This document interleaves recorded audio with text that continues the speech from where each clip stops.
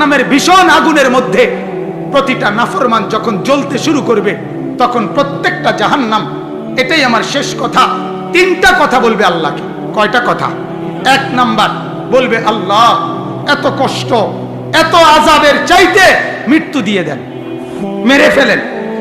আল্লাহ বলবে, লা ইউখদা আলাইহিম ফায়ামুতু, না না ফরমান, জাহান্নামে কোনো মৃত্যুর ফয়সালা নাই, বেঁচে থেকেই আযাব সহ্য করতে।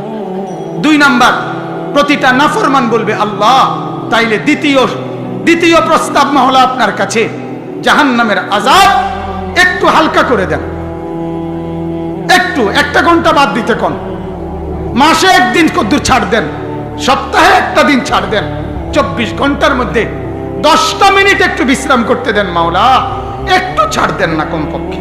আল্লাহ বলবে, ওয়ালা ইউখাফফাফু আনহা মিন আযাবিহা, না রে নাফরমান, 1 সেকেন্ডের জন্য আযাব হালকা করা হবে না। না বন্ধু, দুনিয়াতে কেউ আগুন জ্বললে প্রথম যদি এদিক দিয়ে আগুন লাগে, ওই পর্যন্ত আইসা জ্বলতে জ্বলতে হইতে পারে সে মরে গেছে, মানে রুহ চলে গেছে। এরপরে যদি তার পুরা বডি আগুনে পুড়ে জ্বলে একেবারে পাউডারও হয়ে যায়, কয়লাও হয়ে যায়, তার আর কোনো অসুবিধা নাই।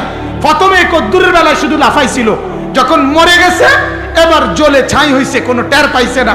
কিন্তু আল্লাহ বলে, আল্লাতী তাত্তালিউ আলাল আফইদা, জাহান্নামের আগুনে একই মুহূর্তে পুরা শরীর এবং ভেতরের কলিজা সুদ্ধা জ্বলতে থাকবে, কিন্তু 1 সেকেন্ডের জন্য মৃত্যু হবে না।